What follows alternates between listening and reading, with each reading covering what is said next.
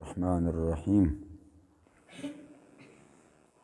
ان اللہ و ملائکتہ یصلون علی النبی یا ایہا الذین آمنوا صلوا علیہ وسلموا تسلیما اللہم صل علی سیدنا و مولانا محمد وعلی آل سیدنا و اصحاب سیدنا و مولانا محمد وبارک وسلم وصلی علیہ.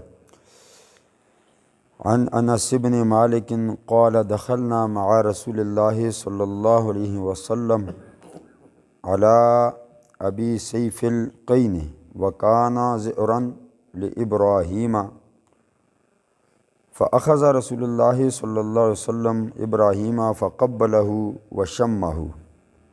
حضرت انس بن مالک رضی اللہ تعالی عنہ روایت کرتے ہیں، آپ فرماتے ہیں کہ ہم حضور اکرم صلی اللہ علیہ وسلم کے ساتھ ابو سیف لوہار کے گھر گئے. وہ ابراہیم علیہ السلام کی رضائی ماں کے شوہر تھے، یعنی ابراہیم جو حضور اکرم صلی اللہ علیہ وسلم کے صاحبزادے ہیں، بیٹے. حضور اکرم صلی اللہ علیہ وسلم کے بیٹے کا نام ابراہیم تھا، جو کہ بچپن میں فوت ہو گئے تھے.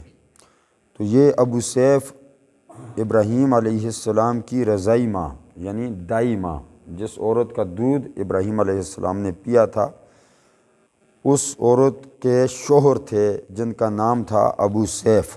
تو حضرت انس بن مالک فرماتے ہیں کہ ہم حضور کے ساتھ ان کے ہاں گئے، جب کہ ابراہیم علیہ السلام جو تھے حضور اکرم صلی اللہ علیہ وسلم کے بیٹے، ان کا وقت نزا تھا، یعنی جان نکل رہی تھی، اس وقت کی بات ہو رہی ہے. تو حضور اکرم صلی اللہ علیہ وسلم اپنے بیٹے ابراہیم کے پاس گئے. فاخذ رسول اللہ صلی اللہ علیہ وسلم ابراہیم فقبلہ وشمہ. حضور اکرم صلی اللہ علیہ وسلم نے اپنے بیٹے ابراہیم کو پکڑا اور بوسہ دیا اور سونگا.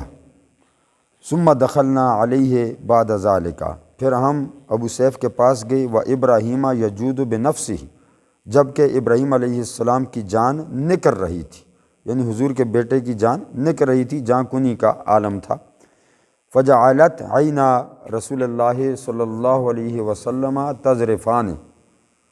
تو یہ حالت دیکھ کے حضور اکرم صلی اللہ علیہ وسلم کی آنکھوں میں آنسو آ گئے، یعنی اپنے بیٹے کی جان نکلتے ہوئے دیکھ کر، جان کنی کا عالم دیکھ کر حضور کی آنکھوں میں آنسو آ گئے، یعنی حضور رونے لگ گئے. فقال له عبد الرحمن ابن عوف وانت یا رسول اللہ صلی اللہ علیہ وسلم. حضرت عبد الرحمن بن عوف نے عرض کیا کہ یا رسول اللہ، آپ، یعنی تعجب سے پوچھا کہ آپ بھی رو رہے ہیں، یعنی آپ تو لوگوں کو صبر کی تلقین کرتے ہیں، تو آپ خود مطلب اپنے بیٹے کی وصال پر آپ رو رہے ہیں، آپ کی آنکھوں سے آنسو نکل آئے. فقال یا ابن عوف. تو حضور نے فرمایا کہ اے عوف کے بیٹے عبد الرحمن، انہا رحمتن، یہ رحمت ہے، یعنی کہ میرا رونا اپنے بیٹے کے لیے رحمت ہے، جزا یا فضا کی وجہ سے نہیں، وویلا کرنے کی وجہ سے نہیں ہے، رونے پیٹنے کی وجہ سے نہیں ہے، آہو فغاں کرنے کی وجہ سے نہیں ہے، بلکہ یہ رحمت ہے جو اللہ نے میرے قلب کے اندر ڈال دی ہے میرے بیٹے کے لیے، تو میں اس لیے رو رہا ہوں. ثم اتبعها باخرى. پھر حضور روئے، یعنی حضور اپنے بیٹے کے وصال پر خوب روئے. فقال ان العین تدمع والقلب يحزن. تو حضور اکرم صلی اللہ علیہ وسلم نے بڑا سخت جملہ ارشاد فرمایا. حضور نے فرمایا کہ آنکھیں آنسو بہاتی ہیں اور دل رنجیدہ ہے. ولا نقول الا ما یرضی ربنا. یہ کتنا خوبصورت جملہ ہے کہ حضور نے فرمایا کہ آنکھیں آنسو بہا رہی ہیں، دل جو ہے میرا وہ رنجیدہ ہے، لیکن میں کوئی ایسی بات نہیں کروں گا، کوئی بھی ایسی بات نہیں کروں گا جس سے میرا رب ناراض ہو جائے. میں وہی بات کروں گا جس سے ہمارا رب راضی ہوتا ہے. یعنی اس پوزیشن میں بھی، اس کنڈیشن کے اندر بھی، اس صورتحال کے اندر بھی کہ بیٹا سامنے فوت ہو رہا ہے، جان کنی کا عالم ہے، وقت نزا ہے، بیٹا وصال فرما رہا ہے، تو اس وقت بھی رب کی رضا کو ملحوظ خاطر رکھا ہوا ہے. حضور کیا فرماتے ہیں کہ آنکھیں آنسو بہا رہی ہیں، دل غم زدہ ہے، لیکن ہم کوئی ایسا جملہ نہیں کہیں گے جس سے اللہ ناراض ہو، وہی بات کریں گے جس سے ہمارا رب راضی ہو رہا ہے۔ اور اگلا جملہ اپنے بیٹے کو مخاطب کر کے حضور نے فرمایا وَأَنَا بِفِرَاقِكَ یا ابراہیم لَمَحْزُنُونَ، یہ الفاظ بھی آئے ہیں اور یہ الفاظ بھی ہیں لَمَحْزُونَ، کہ اے میرے بیٹے ابراہیم، تیرے فراق کی وجہ سے، تیری جدائی کی وجہ سے میں بہت رنجیدہ ہوں، میری آنکھوں سے آنسو نکل رہے ہیں، دل رنجیدہ ہے، میں غم زدہ ہوں، لیکن وہی بات کہ میں زبان سے وہی کچھ کہوں گا جس سے میرا رب راضی ہو رہا ہے۔ تو یعنی کہ حضور یہ پیغام امت کو دے رہے ہیں، یعنی اولاد سے آگے تو کچھ بھی نہیں ہوتا نا۔ اولاد ایک ایسی چیز ہے کہ بندہ اپنے والدین کو بھی اولاد کے لیے چھوڑ دیتا ہے، جبکہ والدین کو نہیں چھوڑنا چاہیے نا۔ والدین کی رضا میں اللہ کی رضا ہے، ماں کے قدموں تلے جنت ہے، باپ جنت کا دروازہ ہے، ٹھیک ہے، تو والدین کو نہیں چھوڑنا چاہیے۔ لیکن اولاد ایسی چیز ہے کہ اولاد کی وجہ سے بندہ والدین کو چھوڑ دیتا ہے، یہ انسانی فطرت ہے۔ دین اس بات کی نہیں دیتا، دین نہیں کہتا، اجازت نہیں دیتا کہ آپ ایسا کریں، لیکن انسانی فطرت کے تحت، انسانی تقاضوں کے تحت یہ معاملہ ہو جاتا ہے کہ بندہ اپنے اولاد کی خاطر اپنے والدین کو چھوڑ دیتا ہے۔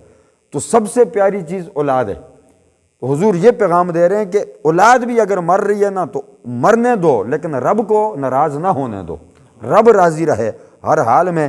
وقت وصال وہی کچھ کہو، آہو فغاں نہ کرو، وویلا نہ کرو، کپڑے نہ پھاڑو، بال نہ نوچو، نوحہ خوانی نہ کرو، فریادیں نہ کرو، رب سے گلے شکوے نہ کرو، صبر کا دامن پکڑو، وہی کچھ کہو جس سے رب راضی ہوتا ہے۔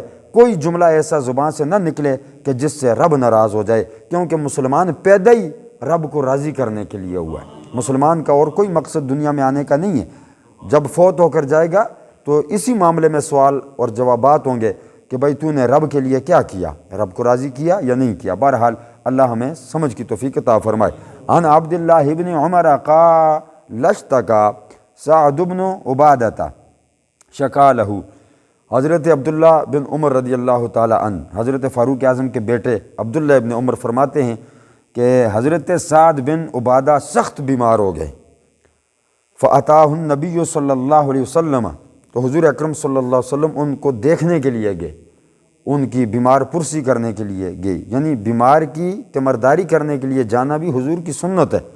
تو حضور وہاں پر تشریف لے گئے۔ یعودہ مع عبد الرحمن ابن عوف و سعد ابن ابی وقاص و عبد اللہ ابن مسعود، تو حضور اکرم صلی اللہ علیہ وسلم کے ساتھ عبد الرحمن بن عوف، سعد بن ابی وقاص اور عبداللہ بن مسعود رضی اللہ تعالی عنہما بھی تشریف لے گئے۔ فلما دخل علیہ فوجدہ فی غاشیۃ اہلہ، جب وہاں ان کے گھر داخل ہوئے، کس کے گھر؟ سعد بن عبادہ جو سخت بیمار تھے، ان کے گھر میں داخل ہوئے تو وہ بے ہوش پڑے تھے، اپنے گھر والوں میں بے ہوش پڑے تھے۔ فقال قد قضی، حضور نے جب ان کو بے ہوش دیکھا تو حضور نے پوچھا کہ کیا ان کا انتقال ہو گیا؟ فقالوا لا یا رسول اللہ صلی اللہ علیہ وسلم، تو حضور کو بتایا گیا کہ نہیں یا رسول اللہ، وصال نہیں ہوا، بے ہوش پڑے ہیں۔ فبکى النبی صلی اللہ علیہ وسلم، تو حضور رونے لگ گئے، اپنے غلام کی بے ہوشگی پر حضور کو رونا آ گیا۔ یہ حضور کی رحمت نہیں تو اور کیا ہے، امت کا پیار دل میں نہیں تو اور کیا ہے۔ ایک صحابی بیمار ہے، بیماری کی وجہ سے بے ہوش ہو گیا تو حضور اس کی بے ہوشی پر رونے لگ گئے۔ جب حضور روئے فلما رأى القوم بكاء النبی صلی اللہ علیہ وسلم بکوا، تو لوگوں نے جب حضور کو روتے دیکھا تو لوگ بھی رونا شروع ہو گئے۔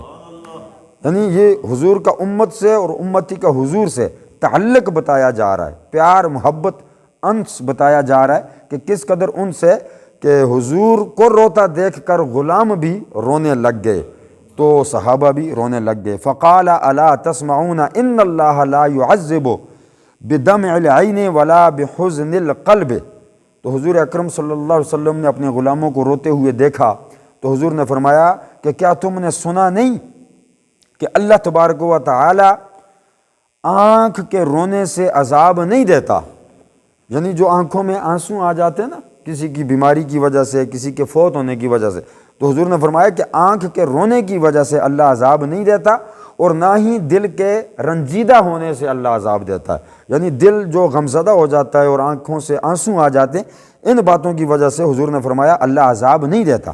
وَلَٰكِن يُعَذِّبُ بِهَٰذَا وَأَشَارَ إِلَىٰ لِسَانِهِ أَوْ يَرْحَمُ، حضور نے اپنی زبان کی طرف، زبان مبارک کی طرف اشارہ کرتے ہوئے فرمایا کہ اس کی وجہ سے اللہ عذاب دیتا ہے یا پھر رحم فرماتا ہے، یعنی رونے سے اور دل کے قلب کے غمزدہ ہونے سے اللہ عذاب نہیں دیتا، بلکہ زبان کی وجہ سے بندے کو عذاب بھی ہوتا ہے یا پھر اس پر رحم کیا جاتا ہے۔ وہ کیسے کہ اگر زبان سے بندہ گلے شکوے کرتا ہے، آہ و فغاں کرتا ہے، روتا ہے، نوحہ خوانی کرتا ہے، میت کے اوصاف بیان کر کے جس طرح عورتیں بیان کرتی ہیں، بال نوچتی ہیں، کپڑے پھاڑ دیتی ہیں، مرد حضرات بھی ایسا کر دیتے ہیں، تو یہ زبان کی وجہ سے حضور نے اشارہ فرمایا کہ اس کی وجہ سے اگر بندہ ایسا کرے تو پھر میت کو بھی عذاب ہوتا ہے اور بندہ بھی گناہ گار ہو جاتا ہے۔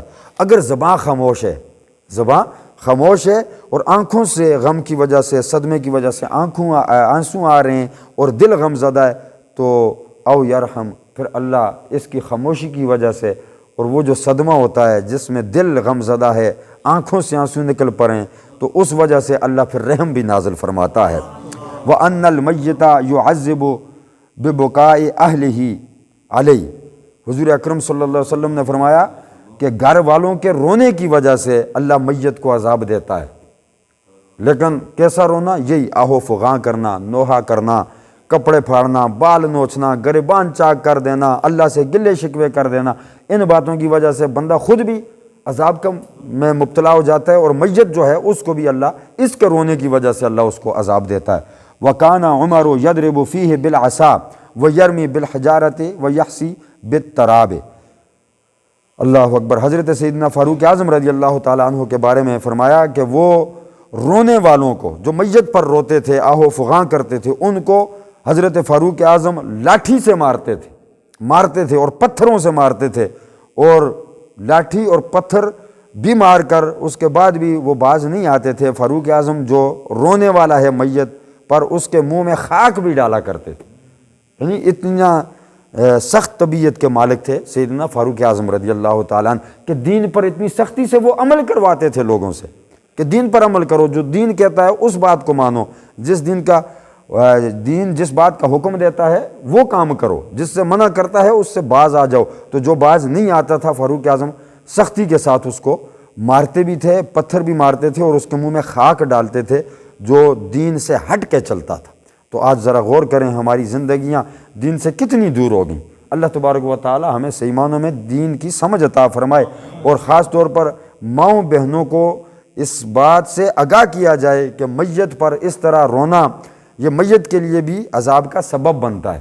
اور ایک بات اور میں آپ سے کرنا چاہوں گا، بڑی قابل غور ہے، کہ میت گھر میں پڑی ہوتی ہے تو ہم مولوی کو بلاتے رہتے ہیں کہ مولوی آئے اور آ کر میت کو اندر گھر سے باہر نکالے۔ یہ چیز بھی غلط ہے۔ مائیں بہنیں ہوتی ہیں، کسی کا باپ مرا ہوتا ہے، کسی کا شوہر فوت ہوا ہوتا ہے، کسی کا بیٹا مرا ہوتا ہے، کوئی کس حال میں ہوتی ہے، کوئی کس حال میں ہوتی ہے، کسی کے سر پر دوپٹہ نہیں ہوتا، تو یہ مولانا کو پکڑ کے اندر لے کر جانا یا غیر محرموں کو اندر چرپائی اٹھانے کی اجازت دینا، یہ بات بالکل دین کے برعکس ہے، یہ خلاف ہے، یہ کام بھی نہ کریں۔ ہاں، میت کو جو محرم لوگ ہیں، اس کے بیٹے ہیں یا بالکل قریبی جو غیر محرم نہیں ہیں، جو محرم ہیں، وہ لوگ میت اندر سے چرپائی اٹھائیں، باہر لے کر آئیں۔ باہر کا معاملہ پھر علماء کے حوالے کر دیں، مولوی کے حوالے کر دیں، جو بھی آپ کا امام ہے اس کے حوالے، باہر کا معاملہ کریں۔ عورتوں میں نہ مولوی کو لے کر جائیں، نہ غیر محرم کو لے کر اندر عورتوں میں جائیں۔ محرم حضرات اندر سے چرپائی نکال کر باہر لائیں۔ جس بات کا دین حکم دیتا ہے اس بات پر عمل کریں۔ اللہ ہمیں صحیح معنوں میں دین کی سمجھ عطا فرمائے۔ وآخر دعوانا ان الحمد للہ رب العالمین۔